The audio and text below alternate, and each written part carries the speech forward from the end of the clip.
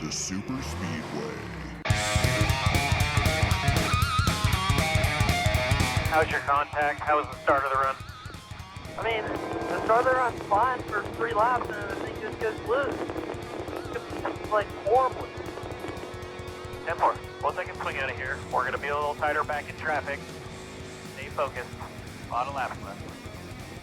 Yeah, I gotta stay focused how fucking loose it is. Be thinking about for this next run, playing with your speed trace. There may be some benefit to driving in a little deeper and keeping it on the right front and saving a little bit of right rear on exit. Yeah, but I will fucking do that when it's tighter. Until then, I'm gonna spin out, so it's not possible. We'll see you in the lap, bud. Welcome to episode 364 of the Super Speedway Podcast, recorded Monday, June 9th, 2025. I am your host, Eric Young, and I am joined, as always, by my co-host, James Cush.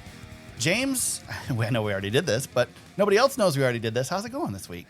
It's going great, man. It's going great. Thanks for recording on a Monday. Yeah, no problem. I gotta hitch a bird out of town here in a couple of days. So I appreciate us going early to get this bad boy in. Yeah, it's better than having to sit here and talk to myself. So I'm glad you're on. So right, yeah, exactly. Especially coming off Michigan, you got to be at the racetrack, James. How was that? I did. Yeah, it was a good time, man. It was a lot of fun. Not sure what the heck I was doing out there, but it felt good to just be in the garage and around everybody and kind of see how things work again and get a better understanding of just what is really going on behind the scenes. So definitely got a chance to do all that. Got some audio, got embarrassed by Joey Logano. Yeah, it was great. Nice. Yeah, you know, I missed a good opportunity because when you left on Saturday, you made a comment that you don't really know what you did. And I just missed the tee up, and I should have said, you mean like every week on the podcast? Yeah, exactly. Yeah. I'm a better hype man virtually than I am in person. Maybe that's what it is. Nah, it was good. It's nice to have you around. It's nice to see you get a glimpse inside the circus one more time, because things have changed a lot since last time. Yeah, they you were have. there. Definitely. So yeah, people know who I am at the track, which is crazy. That I surprise myself every year when people come up to me and know who I am. Yeah. But the whole media thing has changed a lot since before COVID and after COVID especially. So yeah, completely different deal than it was back when you were going before. A few years ago. My gosh, yeah. But yeah, you're a part of the circus now. Yeah, it's good at Michigan at least. Yeah, yeah, definitely. Yeah, I mean, I've got my permanent spot there in the media center. That spot where I was in is the same spot I've been in every year for the last 4 years. So. Yep. Yeah, it was, and it was fun too to be around some familiar faces that, you like. If you're in my shoes, like I listen to Jeff and Jordan every week, and right. I read what Dustin Long's doing, and just to see those guys, and Bob Pockris too. Yeah. Yeah, he's, obviously back. I was glad he was there because he was doing his thing, man. It's fun to watch. Yeah, it's nice to have a NASCAR weekend that wasn't an IndyCar weekend. We could get Bob back. Yep. Oh yeah, absolutely. Yeah, we don't need him around IndyCar too much, and I know he was in Detroit too. Yeah. So, well, I will say, James, that I did upgrade a little bit on Sunday though in the press box, because on Saturday you sat in your spot in the press box, and on Sunday when I got there, Jeff Gluck was sitting in your seat. So. Oh dang! Little bit of an upgrade on Sunday. But. Yeah, that seat definitely got upgraded on Sunday. That was a good spot. Yeah, it was. That's a great spot. Where I sat there was where I claim every year too. So. Did you sit in your same spot? Yep. Oh, so you were buddies all day. I was buddies with Jeff. Yeah, he even shook my hand when he went downstairs. So. Gosh dang. Yeah, moving up in the world, man. You just wait for my Jeff Gluck story on my black flag. Oh boy. I've been holding it. I didn't even tell it to you yet because I want you to hear it. I want you to hear it live while we're recording. Oh, so, I'm excited. I can't wait. Yes. Oh yes. I had a moment on Saturday that left me. I'm not going to ruin it. I'll just talk about it in a little while. Let's just leave it there. Well, let's dive into things. You ready to talk about yesterday's Cup race at Michigan? Let's talk about Michigan, yeah, because we both consumed it a little bit differently this week. Yeah, we did. So James was at the track, but he did not stay for Sunday. He was just there for Saturday. So James got to consume it, I assume, by television or whatever means you watched it at. Yep. FireKeepers Casino 400. Denny Hamlin, he beat your favorite driver again, James. He did. That he did. It's becoming his new catchphrase. Yeah, he apologized to his dad for saying it because his dad doesn't want him to say it. He had some good comments. First of all, let's just put it this way. Denny Hamlin is Denny Hamlin, and he is a heel, but he is 100% playing a heel. If you talk to him, if you listen to him talk, if you get him outside of the front stretch or in front of a bunch of fans, you realize how there's so much strategy to everything that he says. He is not lost. He knows exactly what he's doing. And he had some really insightful comments in the media center after the race. Said a lot of great things. He was asked a lot about, playing to Ohio and Michigan and all that stuff. And I guess he was egged on by his buddies that were sitting over in turn 4 to do that. But he made the comment that when he gets out of the car and people are booing, that he likes playing a heel, and he takes it as motivation. He says it's like proving 65,000 people wrong. And you can't argue with it, man. And it's working for him, right? Yep. Oh yeah. And I think you were standing there when Kyle Busch got asked that question in the media center about how Denny's got the black hat and Kyle's got the white hat now. Yeah. And Kyle said Denny's winning races. Exactly. Yeah. Kyle said, yeah, it is fun, but Denny's also winning races. And I'd rather be, instead of, being the one people are cheering now, I'd rather be winning races and doing what Denny's doing. Yep. So Denny's having fun with it. That's for sure. Yeah. Yep. 3 wins this year for Denny Hamlin. He becomes only the 10th driver in history to win a race after his 700th start. That's a pretty small list to be on. Yeah, he has a 100% rating. If I was looking at that chart earlier today, and he's 1 for 1. So if he quits now, he's got the best plus 700 finish rate by a mile. So my kids called me on my way home last night and asked me who won the race, and I said Denny Hamlin, and one of them says, "Isn't he old?" And I'm like, he's 40, he's 44. And my kid says, "I'm sorry, because I'm 43. I just called you old, Dad," which they love to do, by the way. They get a kick out of that. But 44 years old, there's not a lot of drivers that did a lot of winning at that age. No.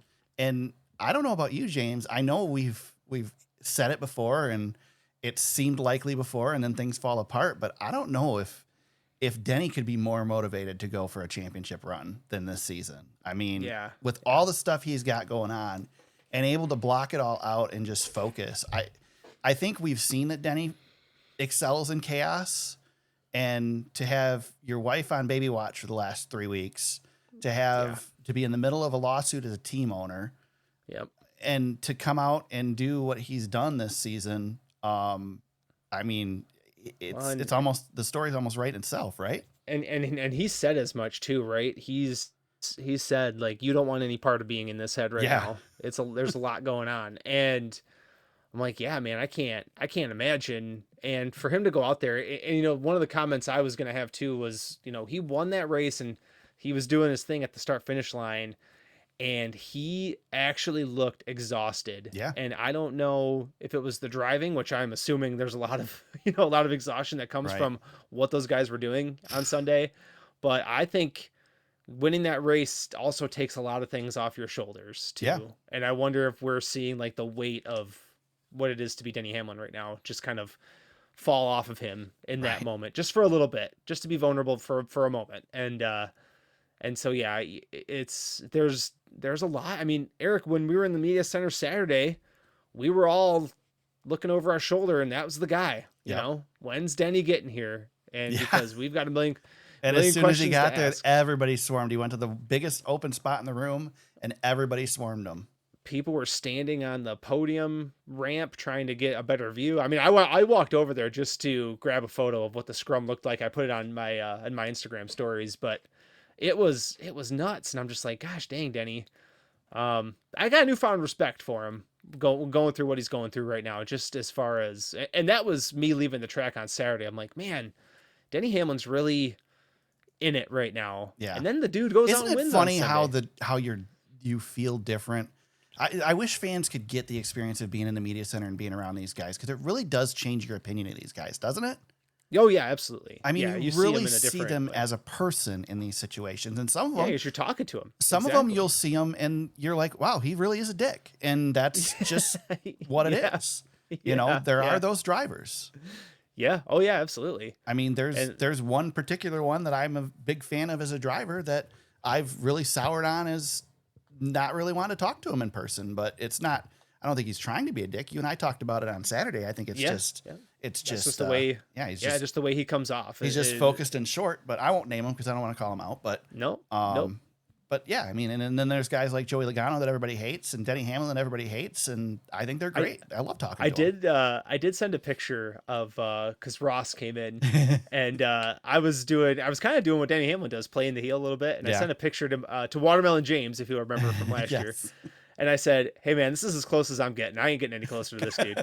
And he laughed. He's like, "You got to get in there and ask him." I'm like, "Nope, I'm not asking him any questions." Did you see? I know you don't go on the TikTok, but I don't know if it circulated other places. But did you see he was TikToking with Ashley Cook before the Cup race? Oh yes, I did see. I did see on Instagram that he was hanging around Ashley Cook quite a bit. Yeah, I guess it's the Busch Light concert series, so it makes sense. Yes, absolutely. But he looked a little awkward in that situation, but that's all right. That's Ross. He always looks awkward. That's Ross. Yeah, and Ashley Cook's on the way up. You know, she's I still don't know why I know her name before she was there, but she's got one hit right now. I think that might be that might be. I don't know. It's really funny because immediately when I got home last night and turned on TikTok, it was like the second TikTok that came up was her and Ross. So all of a sudden I'm getting bombarded with her stuff, but I'm sure geolocation and TikTok's algorithm and all that has something to do with it. They've got you locked down. Oh yeah. Yeah. So I won't talk about my algorithm.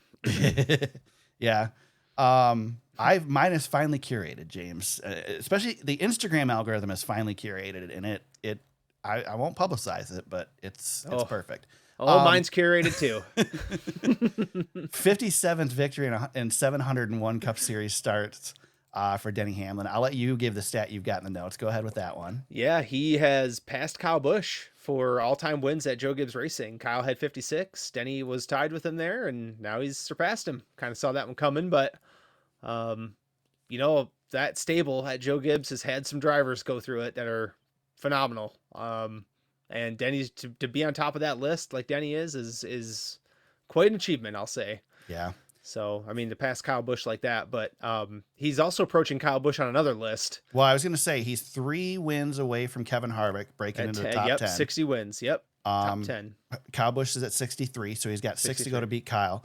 Yep. Denny made a comment in the press conference afterwards that he is very focused on getting into that top 10 list and maintaining a spot in that top 10 list for a while. Yeah. So, so he says he doesn't think he'll be there forever, but he wants to get in there and make that list. And I tell you what though, as hard as it is to win Cup races right now for guys, if he gets into the top 10, he might sit in there for a while. He could. He might. Joey Logano's the next closest one. And he's not going to win. He's got 37. He's going to have to get awful hot. And, right. I don't know if Joey's worried about the all-time win. Kyle Larson's probably the most threatening at 32. Yeah. But I don't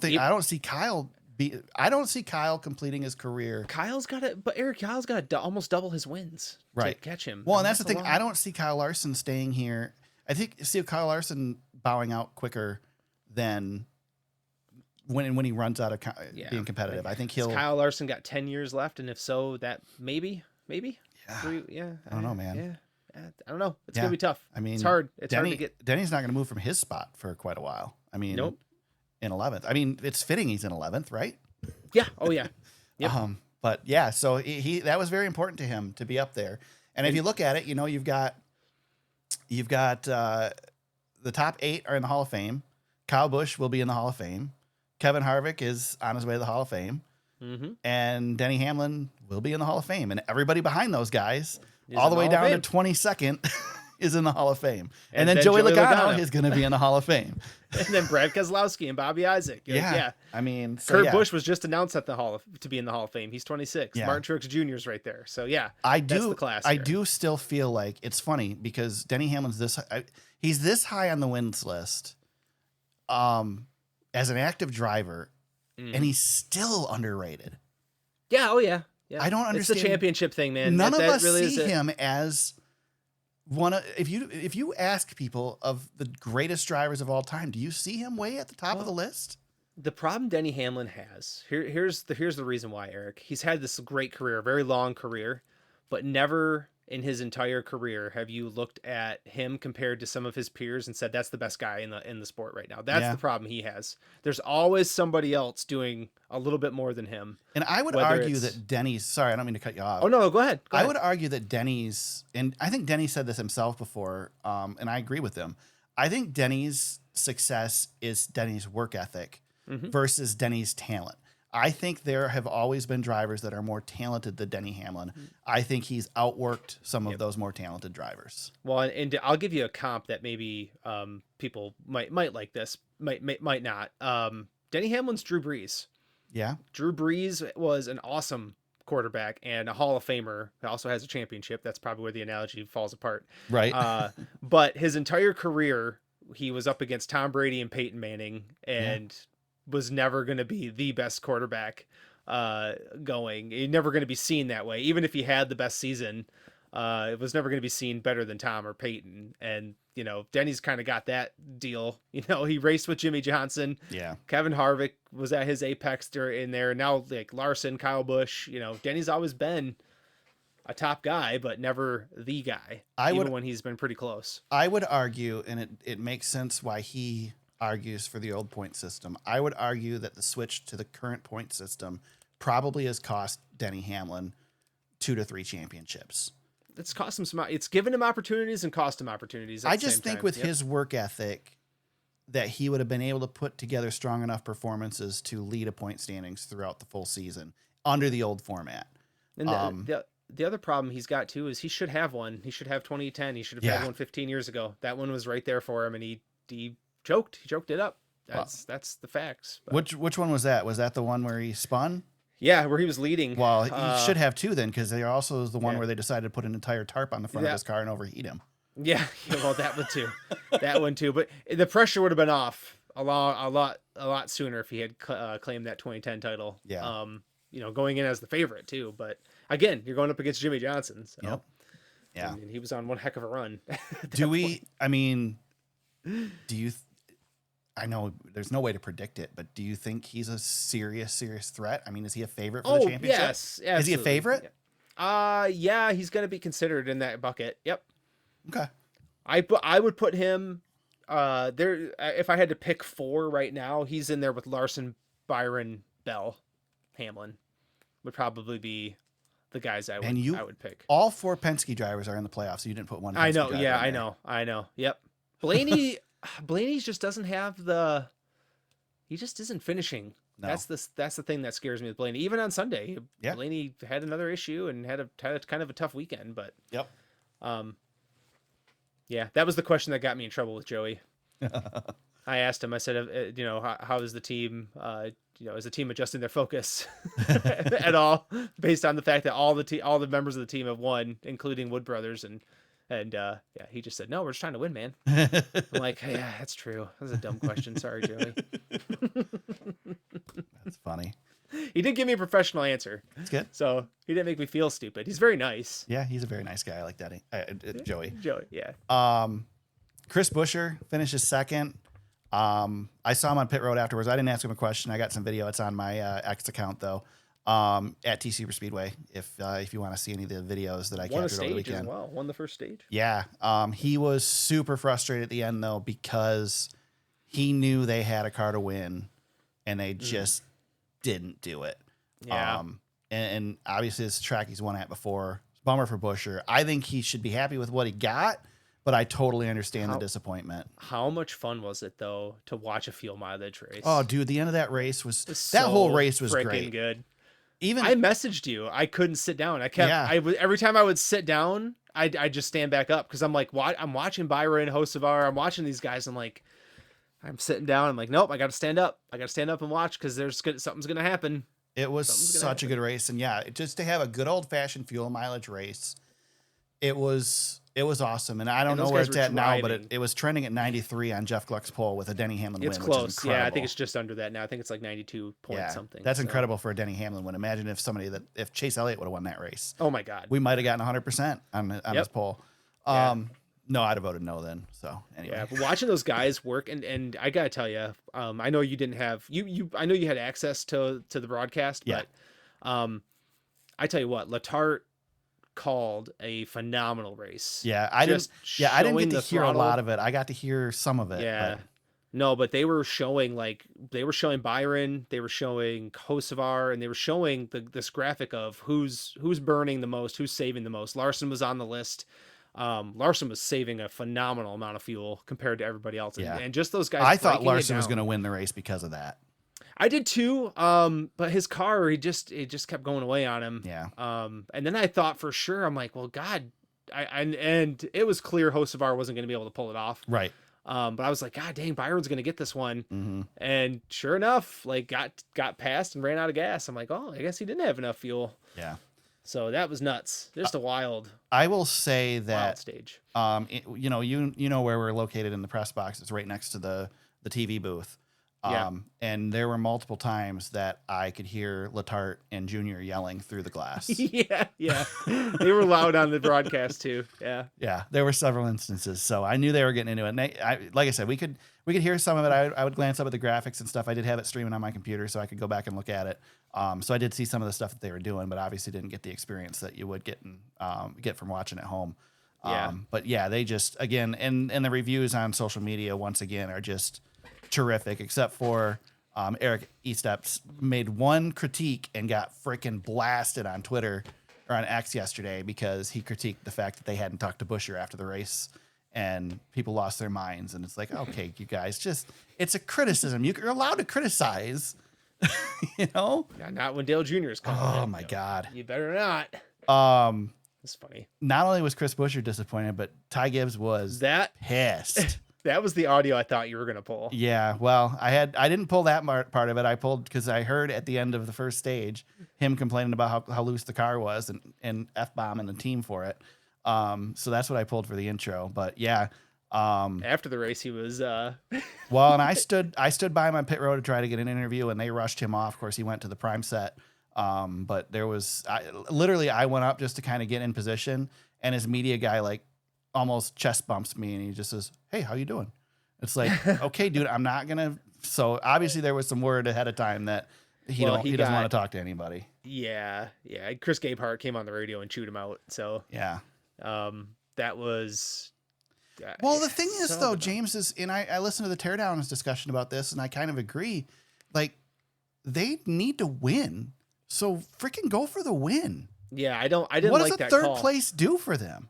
Yeah, I actually agree with Ty. Now, Ty has his own issues, but Yeah. I actually agree with him being a little frustrated there because he did what he was asked to do, and it wasn't enough. Right. So, yeah, it's almost like he should have just been going for it the whole time. Why not? Yeah, What are you I mean, waiting for? That was the Hocevar strategy, and again, Teardown talked about it. I was on Hocevar's radio, locked into the whole discussion, and first of all, his team did a terrible job of communicating to him what the situation was. Oh, that's part of that's the disadvantage that Spire Motorsports has. Apparently he couldn't. The crew chief, when he talked on the radio, Carson couldn't hear him. Yeah. So the crew chief's trying to relay to the spotter, and the crew chief's telling him, "Look, we have two scenarios. We can continue to lead, and we're going to need a caution to make it, or we can lift, save fuel, fall back, and we're probably not going to win, but we're going to get a top 5 finish." Yep. And the spotter could not freaking seem to relay that to Carson. And Carson's just like, "Tell me what to do. Tell me what you want me to do." And finally they said to him, do you want to, stay out and lead, or do you want to play the fuel mileage? And he said lead. So Carson, ultimately, they didn't catch that on the teardown. I mean, they were 4 laps short. Carson, and the thing is, James, is Michael McDowell pitted with 4 to go.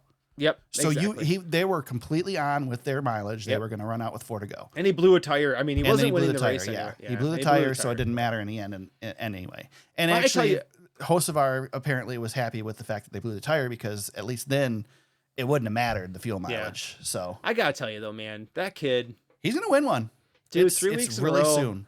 I've been like every time I look to do my fantasy lineup, I'm like, I don't know if I believe in Hocevar yet. Like, I don't know, but my God, I'm like, boy, did I feel stupid on Sunday for a long time when he was out there. I'm like, God dang it, I should have just done it.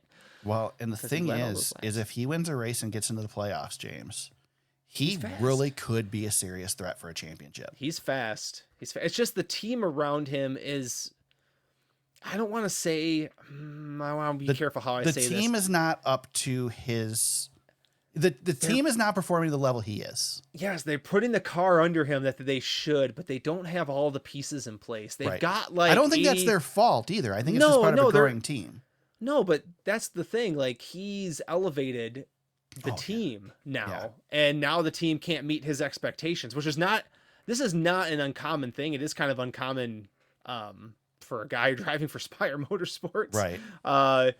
But yeah, he's that team is just on another level with him in the car where they probably aren't. They're just not built for it yet. So there's going to be growing pains on it. And Denny was asked in the media center about having sympathy for somebody like that, and Denny said, "Well, he says, yeah, definitely." He says, "Well, where he doesn't have sympathy for Carson is that he's half of Denny's age, so he's got plenty of wins coming. Got plenty of time." Yeah. But I mean, the kid's if he doesn't win this season, he's done everything right to this point.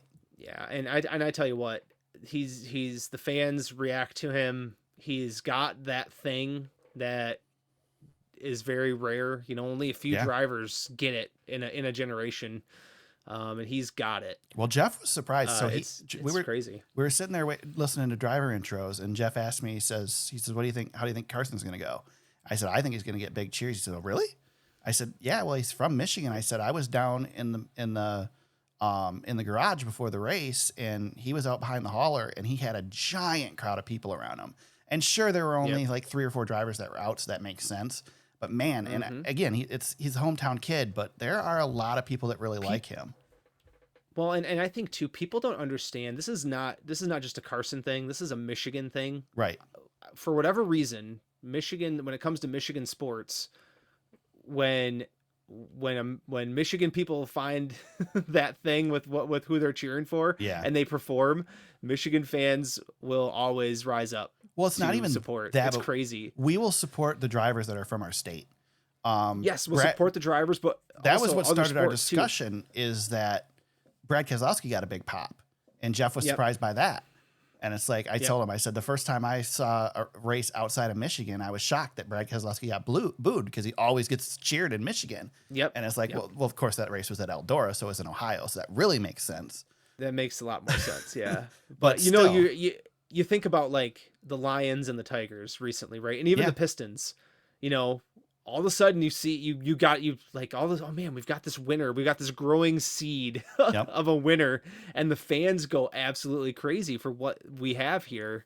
And I know it's probably similar in other states, but I really feel it in from where we're from. It's just, I don't know, we've got this thing with our homegrown guys that we just resonate to. It's always kind of been that way. Right.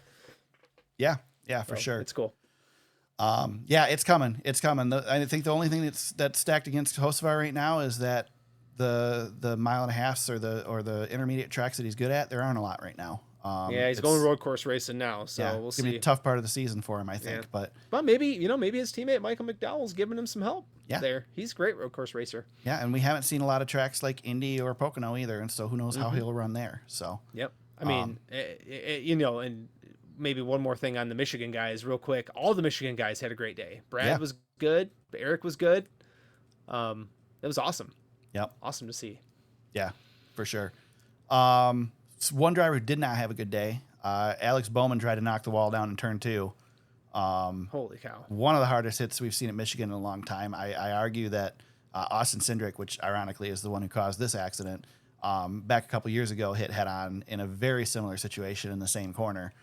Back before the car had the crushed stones that it has now. But man, that was a hard hit. And that was one of those that I didn't see the hit, but after seeing the hit, I couldn't believe that he got out of the car as well as he did. And not only that, but listen to the onboard audio, James. He wasn't even done sliding yet, and he was already talking to the team, and it sounded like he hadn't completely lost his breath. I would think it would have been the wind knocked right out of him. The in-car camera was pretty rough, too. Yeah. Like, it just is a big crunch and a big pop. Yeah. I mean, I don't think people recognize that turn 2 in Michigan is one of the most dangerous corners in the sport. That corner has hurt some people.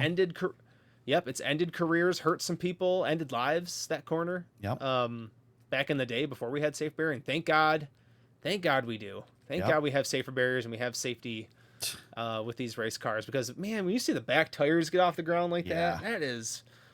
And I think too, like, people who have recently watched Earnhardt see that same kind of crash, and maybe they have different feelings about it right now than what they have recently because of the safety we have. I mean, man, what a hit. Just what a hit. I want to say, too, one of the things I noticed yesterday, and I wish you'd have been there to witness it, too, James, and I hadn't noticed it prior to this year with the next-gen car, and I don't know if it was just because I wasn't looking for it or what, but what I noticed, so my seats at Michigan back when I went as a fan were always in turn 4, and one of the places I always watched because it was the best spot to see, and there was a lot of stuff that happened there, was the end of the back straightaway going into turn 3. You have people get runs, and then there's that decision when you go into turn 3 as to, okay, I've got to run. Do I lift or do I keep going? And you saw so many passes there where one guy chose to lift, one guy chose to back out of it, one guy didn't. And I noticed in turn 3 this year how fast those cars were going through that turn. I think what happened is a couple times somebody did lift, and you just realized at that point that nobody's lifting. Like, they are not lifting going into that corner. And you're basically going Talladega speed into a corner that has a third of the banking of Talladega. Yep. And I can't even I've said before, I went 90 miles an hour through the corners in a street car and felt like I was flying out of the side of the car. I cannot imagine what it feels like to enter a turn like that at close to 200 miles an hour and not let off the gas. Just insane. And that's the thing, like, there's speed going into those turns. And I think that's what makes Michigan so good in the next gen era is it's the only track where we don't have a super speedway package that has long enough straightaways. Maybe we'll see it at Indy a little bit too again. But Indy just doesn't have the speed in the corners, so it doesn't carry the speed as much. So it's the only track we have that has that long of straightaways that you can build up that much speed by the end of the straightaway and then have to do something with it at the end. Yeah. I think that's what makes that's what gets rid of the whole we can't pass the leader thing. Yeah. Because I noticed yesterday, I mean, it still wasn't easy, but if you were faster than the leader, you could get by him. Yes, and we don't see that at the Charlottes and at the Kansases and all those. The only guy that was hard to get by was Byron, but his car was so good. I mean, well, sure, he led 98 laps. And I saw people complaining about Byron not even being able to get by Cindric on older tires. I'm like, this is hard still. I mean, I know there's not. I will say, tire fall off would have been a good thing. There really wasn't any. Yeah. But I actually think it worked out okay. Yeah. For this, I mean, Eric, I know. I mean, Luck said it's the best Michigan race of all time. He said it's the best race of the year. Well, I've been watching Michigan races for a long time, as you know. I mean, you have as well. I mean, we probably pay more attention to this track than almost any other because, we've been there so many times. But I mean, I don't remember the cars darting across the front stretch like they did this weekend. I mean, it was just outrageous, and I'm all for it. I thought it was just fantastic. I've never been to a Michigan race that I haven't been bored during. I mean, it was pins and needles for me. I mean, those guys were driving like crazy. I mean, they looked that just looked different to me than it ever has before. I mean, the aggressiveness from some of the guys, especially on the front stretch, was just outrageous. We also had only one green flag pit stop. Because Blaney spun onto pit road to end the green flag pit cycle. So we didn't have a green flag pit cycle. I'm surprised they threw a caution there. Yeah, I was actually surprised that was a caution. Well, he hit the wall, though. Yeah, he did. Yep. So that might have had something to do with it. But well, and when you first see it, it looks like he had a problem getting onto pit road, and that wasn't the case. So that's why I was like, why are they throwing a caution? He just spun out trying to get to pit road. We've seen that a million times. But you see that he hits the wall and all that good stuff. Yeah, fun times. Again, I mean, it was good all the way through. If there was a down point, it was the first stage, but even that was intriguing and fun to watch. Yeah. It just all around great race. And I'm not advocating for this, but this is the first race that I've watched in a long time that I'm like, and definitely the first race at Michigan that I've ever seen where I'm like, you know what? Maybe a 500 miler here would be fun. Yeah. Because it almost felt like it was over too quick. The 500 milers, man. Michigan used to have a 600 miler. Think about that. Yeah. I don't think people realize they used to run 600 miles there. Let's try it. Let's do it. No, God, no. God, no. No, I mean, honestly, the race length was perfect. 2 hours, 48 minutes. Yeah. We did have a red flag for the Alex Bowman cleanup. But it left you wanting more which was perfect. Yep. I mean, Yep, exactly what you want. There's what you excitement want. to go back to Michigan next year, and that's awesome. And like I said, I couldn't sit down for the majority of the race because I kept standing up. I was like, God dang, there's more going on. Everything's going crazy here. And how great that the fans who have gone home and missed the race because it ran on Monday for the last 2 years finally get to see an uninterrupted by rain race. Thank God. Yep. The stands were packed. It was awesome. Awesome day. Awesome day all around. I mean, the weather, James, you could not have asked for better freaking weather at a NASCAR race. It was short sleeve weather, but you weren't roasting. It was just oh my God. awesome. I've roasted in those stands Me before. too. Jeez. Me too. Yep. Yeah, it was absolutely, everything about it was absolutely perfect. So, really good weekend. The only one it wasn't perfect for is the poor squirrel. Yes, the poor squirrel, Chippy. Chippy didn't make it. Yeah. Ty Gibbs took out. Yep. Squished him. Yeah. That's Michigan roads, though, man. Lots of squirrels getting squished out there. Dude, that's Michigan in general. Michigan they've chased badgers on the track before. You know, there's all kinds of wildlife in Michigan. Woodchucks, yes. God. It's all this wildlife. Where's all this wildlife come from out there? I don't know. Well, like I said in the teardown, there's nothing happens there for a whole year. I know. But they don't even have quiet. They didn't even have faster horses this year. So no, and people forget like that place is in the middle of nowhere. So there's a lot of quiet. Yeah. Yep. Good stuff. Anything else with the Cup race we want to talk about? I mean, I feel like I could talk about it for days. We could talk about it all day, but what a great race. I loved every second of it. Shout out to Zane Smith, top 10, Kyle Busch, top 10, Brian Priest, top 10 too. So those guys we should probably mention just because they got top 10s. But Shane Van Gisbergen in 18th was the highest finishing rookie, which I find interesting because I watched him battle for dead last for multiple laps during this race. Yeah. But it was the best freaking race on the racetrack. There were like 5 of them going back and forth. The whole field was strung out, and those guys at the back were just slinging it, man. 3 wide, 4 wide, just crazy. But yeah, there you go. William Byron's points leader still 41 points over Kyle Larson. I was looking at his points day because he had a ridiculous amount of points because he won a stage and finished second in the other one. Right. And then had a terrible finish with running out of gas. And still was, I think, 11th or 12th on the day in point total. So not a bad day after all that. How about Bubba Wallace, too? 4th place finish for him. Second week in a row with a good finish. The mustache is staying, he says. Good season he's having. I know he had a little bad luck for a little bit there, but still, good season. Yeah. Absolutely great. Yeah, he said he put on X that the stash is staying because he had another good finish. So you should. Yeah, don't change it, bud. Yeah, Freddie's not going to be happy about that. Freddie hates the stash. Yeah. What does Freddie know? All right, exactly. It's funny. Well, the Craftsman Truck Series was in action on Saturday. James, you got to witness this one in person. Yes. Yeah. What a freaking surprise winner in Stewart Friesen getting the victory. Yeah, that and my favorite takeaway from this race, by the way, was the guy up in the press box with us who said, "Hey, this race is flying by," and I'm thinking, "Yeah, it is flying by."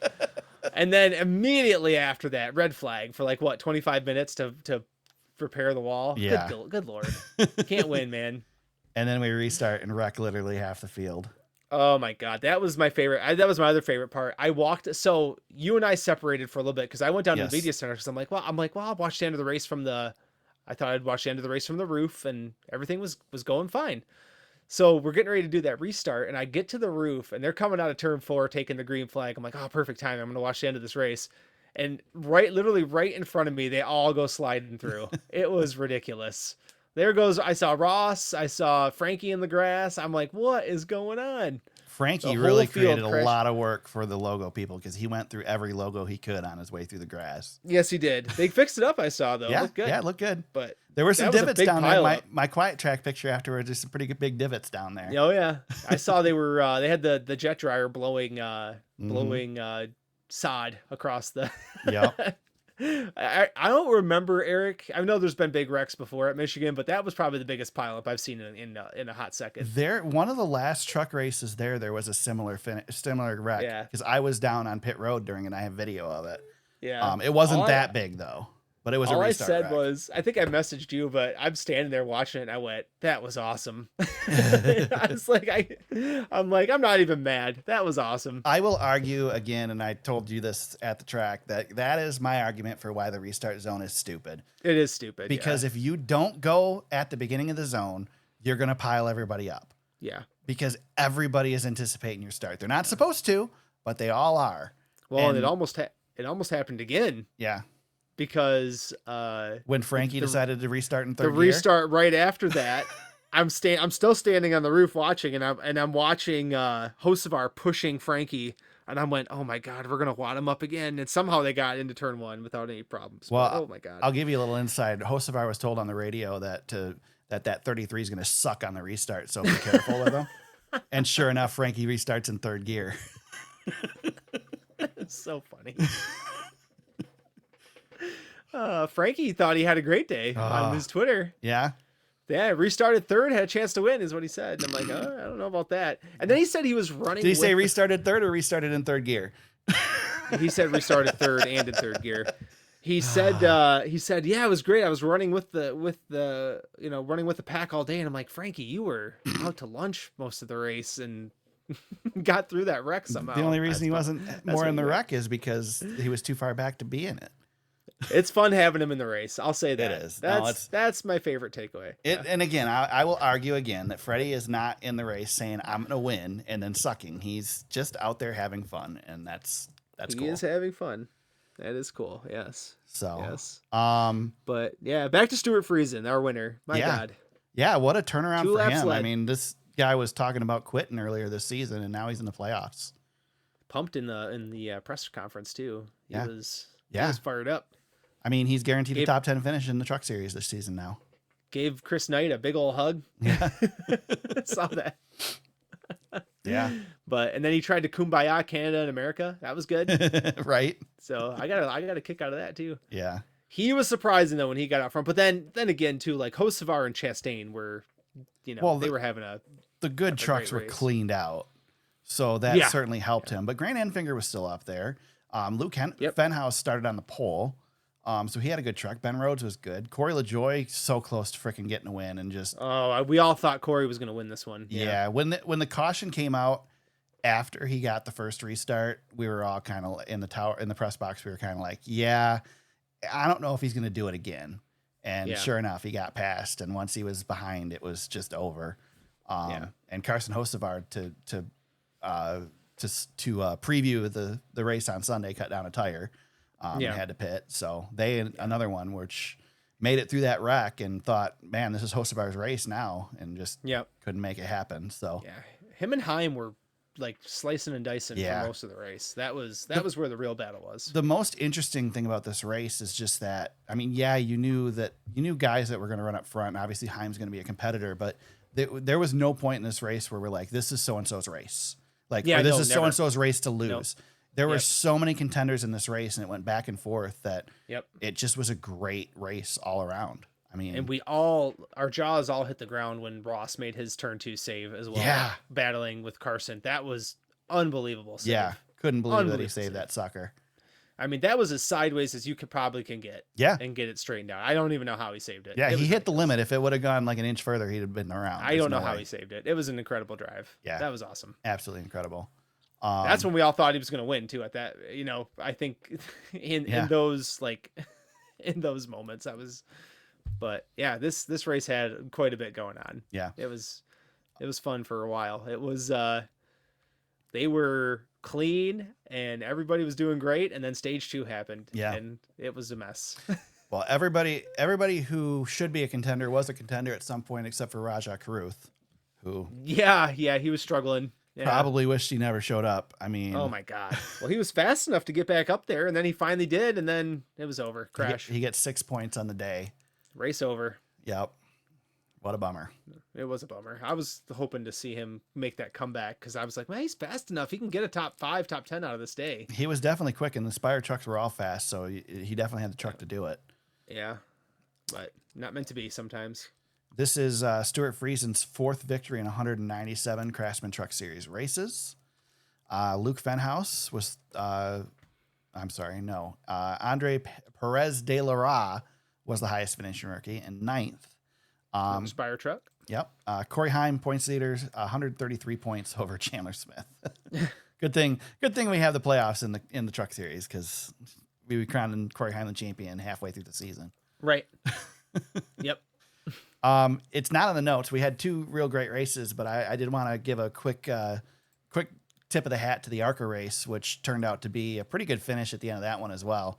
But old Butterbean Queen gets the win in the ARCA series, and I was down in Victory Lane when he climbed out of the car, and it was nice to see somebody actually passionate coming out in Victory Lane, because you just don't get that anymore. Yeah, he's a character. That dude is something. And then he found himself a Waffle House on the way home to eat at after the race with the trophy. So Butterbean Queen held off Corey Heim. Yep. Pretty good. Yeah. That race would be made a lot more interesting with Jake Finch being sick and having Corey Heim step in and fill the seat.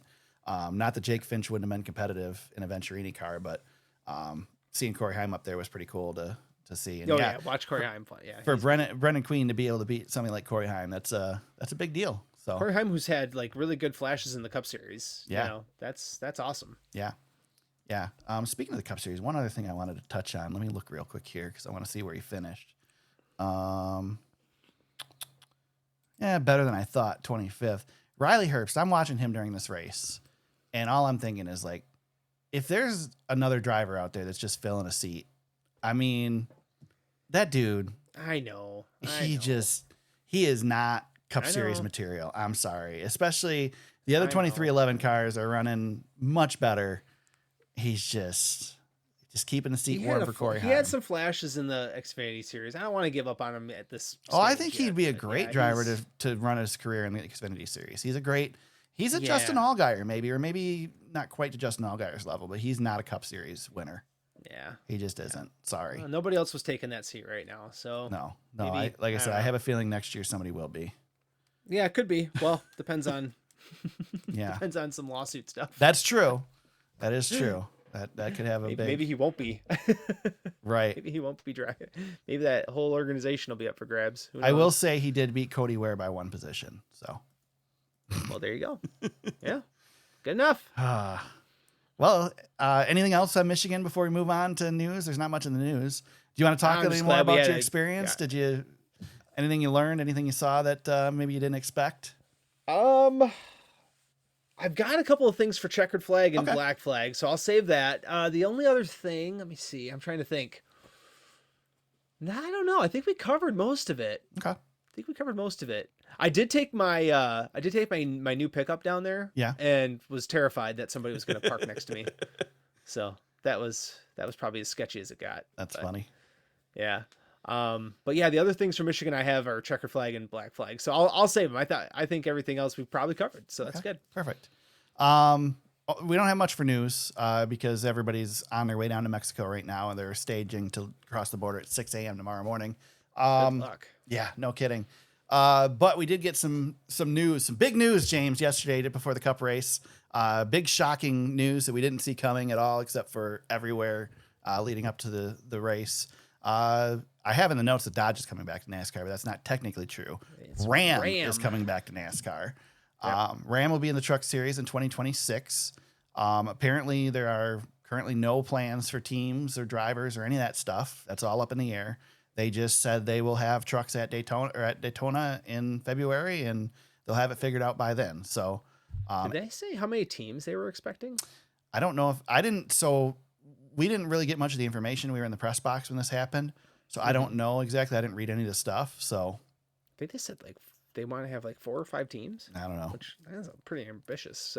Good luck, because I still argue that you're not going to get any current Cup teams that are going to switch over to Ram in the Truck Series because it's a conflict with their current manufacturer.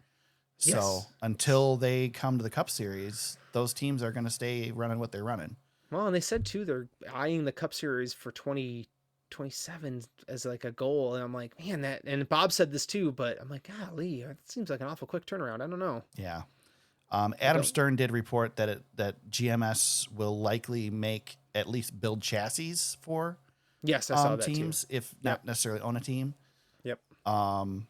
So yeah, we got the big announcement. They dragged a trailer out on the front stretch with the truck on the back of it covered up, and they took the cover off and they did some donuts and made it look like the goofiest gender reveal you've ever seen in your life, with red, white, and blue smoke coming off the tires. They were too scared to actually do donuts, right? Well, they did donuts on this trailer where the truck is tied down. Yes, but they were too scared to, like, there was going to have a failure or something to do it on the track. Maybe, I don't know. The problem with doing it on a track too is that they had people on the track. So yes, yeah. It was an way interesting to do it. It was still a little scary. Like, we're sitting in the press box, like, God, I hope that thing doesn't come off the trailer. But I think they made it kind of foolproof. Yeah, I think so. I think, first of all, I think the announcement was botched. They leaked the stuff out in their own video. And Gluck talked about on his podcast, he was talking about in the press box too, that they were embargoed. So the media knew about it, but couldn't report on it. And then everybody's spilling the beans. Michael Waltrip goes and blurts it out during the truck broadcast. And why in the hell wouldn't you announce the return of the Truck Series at the Truck Series race? Like, I don't get that. That makes no more sense. Eyeballs. Yeah, it's more eyeballs. More eyeballs, but really, you did it on Prime versus doing it on Fox. Yeah, well, Big Fox. Yeah. I know. It was a weird. I don't know. You know what though? I've heard some stuff about the CEO, and it kind of makes it make more sense. It's on par with everything else that's been going on with them for the last few years. Yeah. Well, like you said, I think it's the CEO. I think there's some goofiness going on there. Well, yeah, they're goofy, but remember when they announced that they were working on their 2013 car for the next gen or whatever the heck. And it wasn't next gen. What was it? Gen 6 car. Remember the Gen 6 car? Okay. So they had this giant announcement. I can't remember at what track. And I'm like, and it just seemed like it was crickets because of course they had no Cup Series teams that were going to be running Dodge yet. Right. And then they just kind of awkwardly limped off into the abyss. And like, well, that was weird. And then they come back and it's like, well, this is kind of weird. Right. So maybe it's just what they do. I don't know. I'm glad they're back though. Yeah, no, it's a good thing. A good thing to have new manufacturers in the sport. All the other manufacturers had quotes about it. They're all excited about it because, of course, you want to beat other manufacturers, right? I mean, Yep. So it's only having more manufacturers in the sport just makes it more of a reason for the current ones to continue there, you know? Yep. So it's good to see. Like, it's James, I don't know about you, but I really feel, I know there's tons of negativity out there, but that's just the world.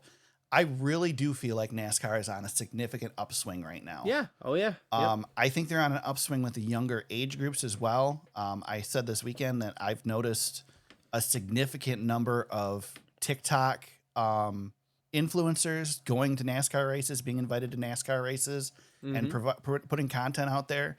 So, and I know NASCAR's social media team has put a ton of effort into the work that they're doing and the stuff that they're putting out, and that could be all a correlation of all of that. But whatever they're doing, it's getting the sport out in front of younger eyeballs. And they're doing a good job. Prime's doing the same thing with what they're doing. Yep. It really feels like, and we're going freaking out of the country with the Cup Series this weekend for the first time ever. Yep. Going back to Mexico City, I think I'm excited about the race. Yeah. It's just things are really looking in the right direction right now. And no, we don't have 160,000 people at Michigan anymore, but damn, the crowd that was there was awesome. You know, well, I think we're in a nice little pocket right now. Yeah, which is always good. The thing is I think we're perfect right now because you're at the crowd size where you can fill.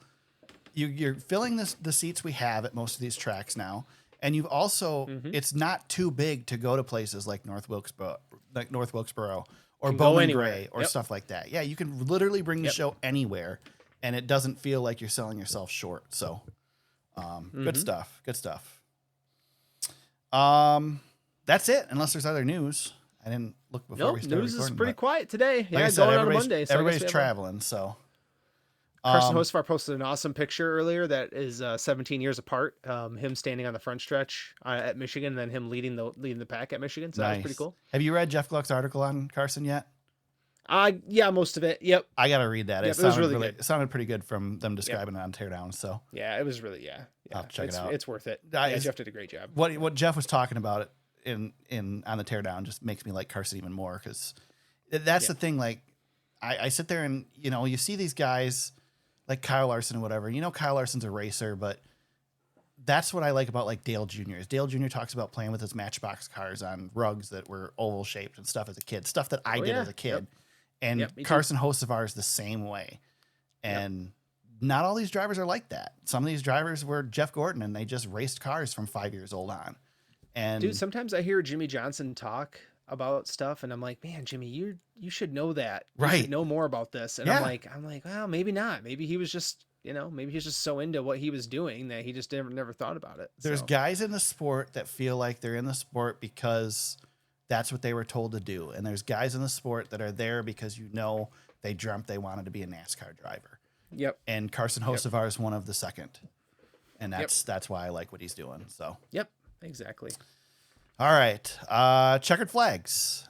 James, you got checkered flags this week? Yep. This is a quick one. All right. I would consider our buddy Todd a friend, and been messaging with Todd for years on our group chat and never met him in person until Saturday. Yeah. So I wanted to just throw that out as my checkered flag. It was good to see Todd in person. Got to shake his hand and chat with him. He obviously he works for NASCAR. We've mentioned him a few times on the pod. He's been on the show. Yes. So it was just really cool to stand on top of the tower. And that'd be the first place I got a chance to finally meet my buddy Todd. So that was cool. And shout out to him. That's my checkered flag. The funny thing is, I'm pretty sure that's the last time I saw him was in person was last year. Was standing up there. Yeah. So yeah. We've been in the same place a few times because I was at IRP, but he's too busy or I'm not in the area that he is to be able to say hi. So. Yep. And we don't live that far from each other, but he's busy every weekend. I know, he lives right by. He lives closer to me than he does to you. I know. Which is the funniest part. I know. Yeah. So anyway, yeah, it was really cool. I got a chance to finally meet him. So yeah, Todd's a good dude. Good dude. He's a good dude. He's moving up in the tower too, so that's good for Todd. Yep. That was I wanted to save my checkered flag for that. That was one of my big takeaways from being at the track. So that's a good one. That's awesome. A good one. Yeah. I'll name drop a little harder. So I was, as I said, sitting next to Jeff Gluck in the press box before the race, and in walks Steve Letarte and started talking to Jeff. Jeff has a triple screen set up for his laptop, and Steve Letarte caught eye of it next door and decided to come over and just say hi. And they were talking about Mexico City and stuff. And then a couple of minutes later, here comes Adam Alexander popping in afterwards, and they're talking, and I'm right next to him, so I'm kind of in the conversation, not entirely. I didn't butt in, but like if I had something to say or whatever, I did, and it was just pretty cool to see those guys up there. They were super cool. Adam Alexander patted me on the back when he left and said, "Good seeing you," or whatever. And then I got a like and a follow from him on X. So yeah, good that's stuff. awesome. It was good to see those guys and very cool. Steve Letarte. I mean, I got so much respect for what that dude does. Smart. This is smart. He's just one of the smartest. And if you're gonna plan a race to have Steve Letarte be in the booth for, you do a fuel mileage race at a track like Michigan, and what a great pairing, just awesome. So again, thanks to Jeff Gluck for making me feel welcome up there too. Jeff he's business, and when he's up in the tower, he's not there to chat. He puts his headphones on, he pays attention to the race and whatnot, but he'll chat with you here and there, and you just don't bother him, and it's all good. So yeah, let him do his thing. Let him do his job. The other one that I wanted to drop, and I didn't tell you this yet, but you saw my my post last night on X, I'm sure. I think you liked it. As I was leaving the media center, Amanda Ellis did the press conference with Denny Hamlin, and she comes down and sits down at her seat, and I walked out, and as I was going by, I just said, "Hey, Amanda, I just want to tell you, I love what you guys are doing with Hauler Talk." I said, "I absolutely love it. I listen to it every week." She said, "Oh, thank you." She says, "We don't get any comments on it. People don't get any feedback on it." So she was talking to me a little bit about some of the stuff they're looking to do going forward, and I told her, I said, "I really like the fact you guys have like an industry insider on each week that kind of works with whatever the storyline is for that particular week." And she teased something that they're trying to put together this week for Mexico. So nice. Very, very cool. She's super, super nice. So I was excited to get to meet her. Maybe you'll get a shout out on that. Yeah. It was one of those things like everybody's there working, and you don't want to be that guy that's like, "Hey, I love your podcast." No, but you can give people kudos. You know what I mean? Exactly. Yeah. So I kind of planned it for a moment where it was kind of quiet and nothing else was going on. We were all leaving. I was basically just going up to say thanks for allowing me credentials and whatever, and so it worked out pretty good. So it was pretty cool to do that. And to me, the people on these podcasts are as much celebrities to me as the NASCAR drivers, 'cause Yeah, I listen to yeah. this stuff every week. The Yep. broadcasters and whatnot, the journalists, I'm more interested in them than the drivers. So yeah, it was very cool. Yeah. Love Um, that. I am ready for Black Flags. I'm excited Yes. for this I for know. you, James. Story So time, right? I'm ready. I've been itching All right. all day for this. All right. Well, I have one really quick one. Okay. Merchandise sales are Yeah. ridiculous. Yeah, I heard. It is so bad. How are people supposed to buy anything down there? I went and looked at die casts really quick. $15 for the little guys. That's Terrible. insane. It is bad. I know. Do better. Everybody needs to do better. We can't be charging that much. That's Yeah. ridiculous. It's tariffs. Okay, now real story time. It's the tariffs. Oh yeah. Story time. So I leave you in the booth. This black flag is for James, by the way. Okay. Just here we go. So I leave you in the booth. Like I said, I wanted to run down and be ready for the last little bit of the race. Well, the Truck Series race, and as you know, there was a lot going on. Right. So I finally got to the point when I was down there that I'm like, oh man, I have to use the restroom. Oh, This is- no. I'm gonna go quick. I know. I'll just wait. So, and you've been in the media center bathroom. Yeah.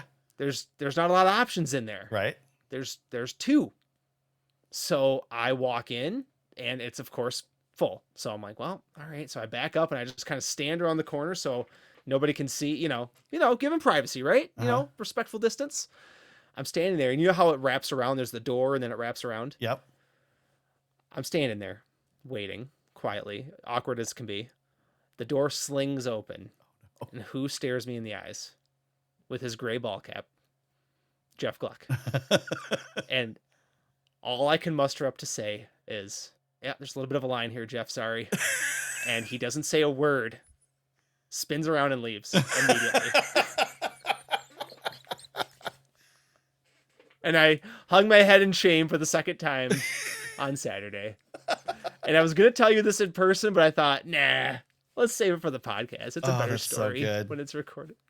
Looked me right in the eye, and all I could say was, yep, there's a little bit of a line here, Jeff. That might be better than me meeting Freddie Kraft in the This is- bathroom 2 years ago. This is the stupidest thing. What an idiot. Well, I discovered What an idiot. I discovered Sunday morning where to go if you want to meet people, meet the who's who in NASCAR. Oh, yeah? Yes. So you know where the media center is, right? Yep. If you go out the media center door to the left, there's another entrance there to the photo room and all that stuff, and you can get in the media center that way too. Down at the end of the suites, there's a bathroom on the lower level. And that bathroom Sunday morning is where all the teams go, all the drivers go, everybody goes to use the bathroom before they go out to the grid. I bumped into Austin that's Cindric good. down there Sunday morning, Yeah. which was really funny because I went to go in there and the bathroom was full. I'm like, okay, forget it. I'll just go back to the media center bathroom. And so Cindric was going in and I walked out, went into the garage area and went immediately by Cindric's truck. And there are a bunch of people gathered there waiting for Austin Cindric. And it's like, I wanted to say like, guys, he's literally right over there. But you might not want to say hi or shake his hand right now. So, Oh, man. yeah. So yeah, there's when you're down there, there's all kinds of good bathroom stuff. I'm sure NASCAR bathroom stories are wild and crazy. I'm telling you. But I heard sitting in the press box and I watched they were getting ready to grid the car. I think driver intros were just done. Amazon was wrapping up their stuff. And I see Kyle Busch walking across pit road and going through that entrance by the media center. It's like, yep, Kyle's going to the bathroom. Like, Yeah. Marty Smith told a famous bathroom story too about Bill. Was it Bill France Jr.?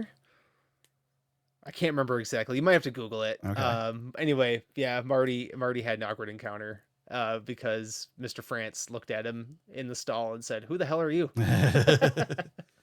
After Marty thanked him. Marty's funny. working for NASCAR. It's pretty funny. Yeah. That's funny. If you ever want to meet a spotter, all you got to do is use the roof bathroom during one of the stage breaks. Yeah. Because they are packed. Jeez, dude. God, that's bad. And There's not a lot of room up there. I will say again, I've said it before on the podcast, the absolute best race of the weekend, as good as the races on the track, the best race is the race from the tower, the roof to the elevator to go down. The spotters, it's the cars haven't even crossed the finish line yet, and they're already running. And as a matter of fact, so I held the door for the spotters this week because I beat him to the elevator. And the first spotter was from Penske. I don't know who the second spotter was. And the third spotter or the third person was a NASCAR official. So the NASCAR roof official was just as quick getting the hell out of there. Yeah. So I thought that was pretty funny. So funny, dude. Yeah. That's great. Yeah. Good stuff. Yep. So there you go. There's my story. Yeah, there you go. I'm going to shorten mine. I was going to go on a long rant. If we would have recorded yesterday, this would have taken forever because I was pissed yesterday. Oh, I know you were mad. Yeah. But, I figured you'd cool off about this by now. Yeah. I'm still irritated. So NASCAR MIS this year advertised a new traffic pattern to get in and out of the track Saturday and Sunday. Back in the old days, back in the 90s, 2000s, traffic in Michigan sucked. It was so bad. We used to camp across the street from the track, and we would go to the race. We would come back to the camper. We would eat dinner. We'd chill out. We'd pack everything up. We'd leave at and this was back when the race was at noon. We'd leave at 9, 10 o'clock at night, and we'd leave the campground, and we'd get to the road, and we would be stopped, and you wouldn't move. Yep. It would take 2 to 3 hours to go 4 miles. Yep. It was awful. And then suddenly everything got good. The traffic was really good. Roger Curtis became the president of the Speedway. Things were great. A certain person got in there and fixed it. Yeah. And I believe you and I were together during a tweet up, and we asked Roger, what happened? Why is the traffic better? And Roger just said, nobody had ever talked to the state police before. We called the state police. We worked it out, and everything's great. It's oh, well, that's awesome. And it was. Traffic was excellent. And then Roger Curtis left. And traffic has gradually gotten worse each year. Last year, it was awful. And so this year, they had a new traffic pattern. I don't know who is to blame for this. And I really have a hard time blaming anybody because it's either the track not communicating with the state police or the state police doing what they want. But I'm going to go with the benefit of the doubt, or give the benefit of the doubt here I'm going to make my decision based on the politeness of the people that I deal with in this situation, because everybody at the track is super friendly. Yep. And all of the state police officers, all the state police troopers that I run into act like dickbags. Wow. I interacted with about 4 of them yesterday, and all 4 of them were just assholes. Yeah. And just because you wear a badge and you have a state trooper uniform doesn't mean you need to be a dick. So the traffic pattern is publicized. It's out there. And then for some reason, the state police is doing something different than what the traffic pattern says. So coming into the track, we were supposed to go in at a certain entrance to the track and go through some side roads to get into the tunnel. And as I'm coming down the road, they have the road. It's a 2-lane road. They put cones out and make it 3 lanes. There's a big blinking sign on the side of the road that says infield access center lane. So first of all, it's backed up. Traffic's backed up 3 miles. So I pull myself into the center lane, go forward a little bit, and I get to a state police officer, and they're waving everybody over to the right lane. So I go over the right lane, and then the middle lane's open. So I turn and go to the open lane. Well, there's another state police officer up there, and he literally walks into the center lane in front of me and waves me, get over here, and he's being a dick about it. And so I roll my window down, and I said, the sign literally right there, it's 100 feet behind him, says, I said, I'm going to the infield. It says infield center lane. This is a center lane. No, it's the right lane. You're putting me in the right lane. There's this empty center lane, and there's this right lane that's packed full of people. So whatever. I turn into the right lane, and then right past him, go back into the center lane, and guess what? No traffic all the way in, straight into the infield. Great. No problem. So that was the starting point. So then leaving the track, there's a road that runs across the length of the front stretch at the Speedway, and you can either go right or left out of there, but they had going right closed all weekend, which they've changed this every year. Every year it's different, but this year it was closed both ways, both directions. You had to go out to this road and go left. Well, the traffic pattern says you go out left to US 12 and you can turn left or right. I came from the east. I'm leaving to the east. I should go left. They had it closed. The whole road closed off. And I don't know why, because there's no traffic there. It's closed off in both directions. There's absolutely no reason to close it. Showed you. So I had to go right, and then a bunch of other people had to go right. And guess what those people do that go right, James? Yep. They know they need to go left. So the first road they get to, they turn off and they try to go back against traffic to get where they're supposed to be. So they create more traffic because they're not following the traffic pattern. And then you get to a road and there's a police blockade and they're making everybody go this way, but they want to go that way. And the guy's knocking on windows and basically asking, what the hell are you doing? And it's like, don't be a dick about it. We're just trying to get where our GPS is telling us to go. Not only that, James, but I don't know if you've ever driven on the side roads around Michigan International Speedway. Oh, of course. But there's no freaking data out there. So not only are you getting sent away you weren't expecting, but now you don't have GPS and you don't even know where you're going. You just got to keep going north is what I discovered. God. And so I went basically 16 miles out of the way to go back to Brooklyn to get on the road I was going to take to begin with. And it just, the whole thing, just a complete freaking waste of time. And it's all created by not following the traffic pattern that's publicized. So, oh man. Anyway, Well, I don't want to to discourage people from going to Michigan because it's a great race and it's a great facility. Just plan ahead for traffic and know you're going to be frustrated and be prepared to be sent the wrong direction on the track. It would make sense, James, if you come from the east, that you would leave to the east. And if you come from the west, you would leave to the west. But for some reason, the state police feels that doesn't make any sense. So No, absolutely not. That was a pretty good rant. I know you said you were trying to shorten it, but good work. I was so frustrated. It's just, the whole thing is just unnecessary. And I tweeted twice about it with the hashtag, it's not that hard, because I feel like I could give my 13-year-old sons a map and they could plan a better traffic pattern and what is going on out there. So it's ridiculous.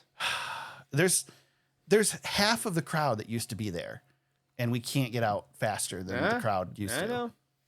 Yeah. So, anyway, and half of those people can't. So they're not even leaving right then. It's just people that are driving that are leaving. All right, I'm done.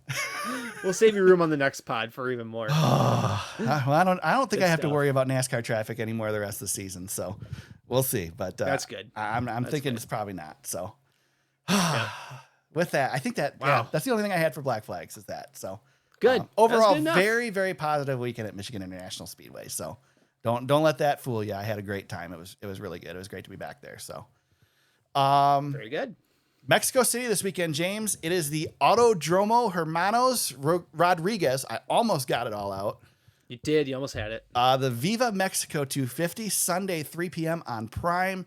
NASCAR Xfinity Series are in action. It is the Chilango 150, I think is how you pronounce it. That'll work. Close enough. 4:30 p.m. Eastern on Saturday on the CW. The Craftsman Truck Series are off. They're going to have a podium for the Cup Series. First time ever for a points-paying race. We did have a podium at the Coliseum when we raced the Clash there. Coliseum, What do you think of the podium in the Cup Series? It's fine. I like it. Go for it. I don't see why we don't do it. Why don't we do it every race? I like the podium. Because people have to get the heck out of there. That's fine. I like the podium. I like the uncomfortable. I have no problem with it. Can you imagine Ty Gibbs and Chris Buescher this weekend having to stand next to Denny Hamlin on the podium? Oh my God. Yeah. Would that not have been fun? Yes. Would have been great. So why don't we do it, man? We got to do it. We got to start doing the podium. Verstappen still gets up there even when he doesn't win. Yeah. So. Good stuff. Find them if they don't go to the podium. Love it. Yeah. There you go. Love Perfect. it. What are your expectations for Mexico? It could rain. It's probably going to rain. I just want a good race. And I hope it's good. as smooth as possible. I mean, I'm not, I don't want to say I'm worried. I'm optimistic, so I'm definitely not worried, but I just want to see a good race. And I think those guys who are good in a road course are going to be good here. I think so. It sounds like it's going to be a tough track to drive, and there could be some chaos in the stadium section from what the drivers are saying in the media center. So I'm looking forward to it. I think it's going to be great. I feel like you probably could learn the most about this race from COTA. Yeah. I feel like that's going to be the track that's going to give you an idea what to expect here. But I don't know. It's tough because COTA's got a lot of elevation and there's none at Mexico. It's very flat. So although you are up high in the mountains. That's true. This yeah. track. There's no elevation. There's tons of elevation. It just doesn't change. Just on the track. Yeah, exactly. Yeah. So, and then you got drivers doing double duty in high elevation. That's interesting too. Something that was definitely talked about this weekend at MIS. Hocevar was asked about it in the media center and just kind of laughed it off, like, I'm not really doing anything to get ready.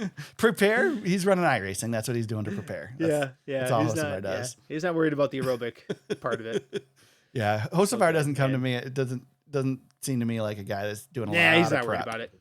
He's not worried about it. He's young. what he doesn't know is just fuel. That's Right.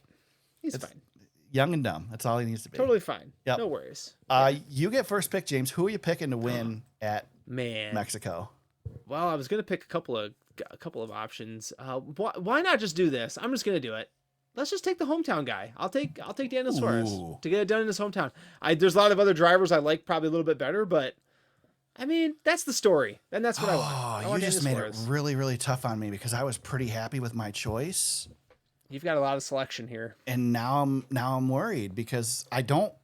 So here's the thing: I'm not going to pick Shane Van Gisbergen, and I'm not going to pick him because I feel like Shane has too much. When Shane won at Chicago the first time, there was no pressure because nobody thought he could do it. Now everybody expects him to do it. And it's the same. He's got the AJ Allmendinger problem. It's the same thing with AJ Allmendinger. I talked to AJ about it, and he's excited about road courses coming up, but he said he's nervous because he puts so much pressure on himself for road courses.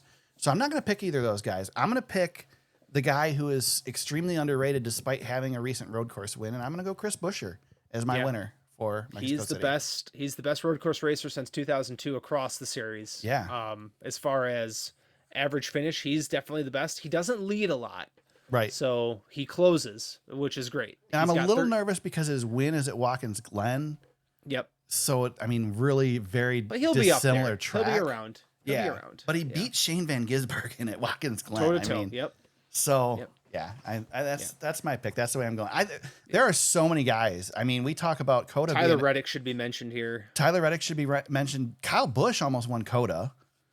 William Byron should be mentioned as well. Yeah. He's going to be tough. I think Ross is good. There's Ross more is good. drivers that you can expect to win than not at a road course anymore. You said Coda, and that's Ross right there. Yeah. So Ross should be mentioned as well. Hocevar is actually pretty decent in his 5 starts on a road course too. So Ty Dillon's really good at road course. Not Ty Dillon. Ty Gibbs is really good at road courses. Yep. Austin Cindric, Michael McDowell, Alex Bowman. Yeah. So Yeah. There's a lot of guys. Chase Elliott. Yep. And Although he hasn't had the success lately, but yep. You add Rain to the mix too. And who knows, man. Yep. Definitely. And you remember when we raced in the tropical storm at Charlotte? Yep. I feel like we're in that same scenario this weekend because they can't stay.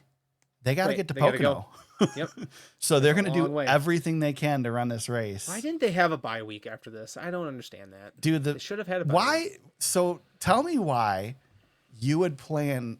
I'm sure there's tons of reasons. So I'm not really putting NASCAR down, but it doesn't make a lot of sense to plan a race in Michigan and I know. then Mexico I know. and then Pocono. Michigan should have been Texas. Yeah. I mean, Or at least have them Charlotte races. So you're at least going back to the shop, not genius. That's all I'll say. Yeah. Not genius. But I'm sure there's reasons. I'm sure there's specific weekends they can race and whatever. And it just worked out that way. I'm sure they didn't dates want that it yet. that way. Yeah. So Dates there were rumors floating around the garage pretty heavy this weekend that they were going to race the Cup race on Saturday, but they decided to wait till Sunday and it worked out. Yeah. Didn't rain until several hours after the race. So NASCAR's not about that life. Yeah, I know. yeah. Good. I was super excited about Fantasy League throughout the whole race. I kept checking fantasy and I was leading and it wasn't even close. That's Like, why you don't look at the live results, man. I was never do killing everybody. it. I know. That's why you killing shouldn't do everybody. it. That's why you shouldn't do it. That's why I don't do it. Yeah. Yeah. That's why I can't do it, man. I was worried about my lineup, but I didn't look at the full score. Yeah. You beat me. Worked out well. Yeah. Barron Speedway got the win. Bastard. Team James was second. Team Justin third. Eric, you ended up, you got top 5. Yeah, I got 5th. Top 5. That's good. That's good. Yeah. Ty Gibbs really saved me. He came on strong at the end. I was going to be in trouble. Yeah, I almost put Ty Gibbs in, and I'm like, no, they've having had a such rough day. bad luck. Yeah. But, with my second place finish, that also moves me into second in the standings. So I'm nice and comfortable right where I always am. Smoking Grill Racing is first, and Hendrick Flair is third. Eric, you are 8th. You moved up. I do have to credit Jeff Gluck with salvaging some of my day. I joked with you guys. I messaged you guys when Letarte was in the press box and said, should I ask Letarte for advice? Because that's his thing, right? Yeah. But I'm like, no, I'm not really going to do that. And so I'm sitting there, and then Letard asks Gluck, he says, so who you picking today? And Jeff says, I'm going to be boring, and I'm going to pick Denny Hamlin.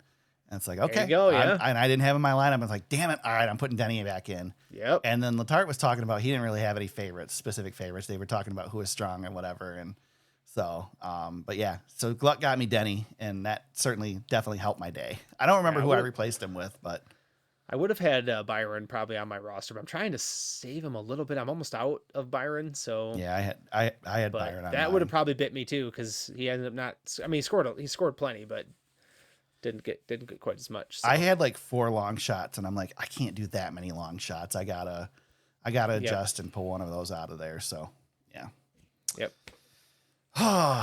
Well, there you go. There's the Michigan weekend in the rearview mirror. Yes, sir. What a weekend. And we're done early this week. I get to go eat dinner after this. Right? I'm excited. I know, me too. I know. I'm living out high in the hog right now, and then I gotta get the heck out of here. Yeah. So James, so if you guys, I know our faithful listeners, all like 7 of you, follow the podcast. Yep. You've heard James mention Disney multiple times. Yep. So James is going. Are the kids healthy now? Are we good? The kids are still battling some sort of stomach virus, but they're getting better. Okay. So yeah, right, they'll be okay. No, they'll be okay. We got some time. Yeah. So James is going to Disney. When you're leaving Wednesday, Tuesday? Leaving Wednesday morning. Leaving Wednesday morning. So you need to blow up James's X account all week long about how horrible Disney is. Well, or ask him if he's having a good time. Next week, full report from me. There be you ready. Go. Yes, next week will be the post Disney podcast. So Disney pod. James, if people want to chat with you about Disney on social media, how can they do that? I'll post some pictures. I'll be you can find me on X, James Cush on X, or most likely Instagram is where I'll post some stuff. So perfect. There you go. You can find me at T Super Speedway on X. There's all kinds of stuff from the race, but there are videos and stuff on there as well. I'm gonna put together something on the website, just kind of with all of our videos and stuff. I just haven't done it yet because I don't know, I was freaking busy. I didn't get home till late last night. So website's thesuperspeedway.com. Facebook.com/thesuperspeedway has those videos on it as well, or at least the ones I took. I don't know. I don't think James put his on there. But we'll. Yep, I put mine. I put mine on Instagram, and then I put them on. Saved them on there. All right, I'll put something together on our site so you guys can see them all. Like I said, we talked to several drivers. It was pretty cool. So there's definitely some content on there. Lots of stuff on X from the race. So. You can find the podcast on Apple Podcasts, Spotify, YouTube, Amazon Music, Audible, and iHeartRadio. Wherever you find us today, please subscribe for new episodes each and every week. Michigan is in the rearview mirror. The NASCAR Cup Series, the entire traveling circus, is heading south of the border to Mexico this weekend to Autodromo Hermanos Rodriguez for the Viva Mexico 250 for the NASCAR Cup Series. Well done. You did it. Can't wait to see some Mexico City road course racing. Looking forward to it. Hopefully it's a good weekend. We'll be right back here next weekend, as long as the mouse doesn't get James, to break down everything. Until then, everybody, let's go racing.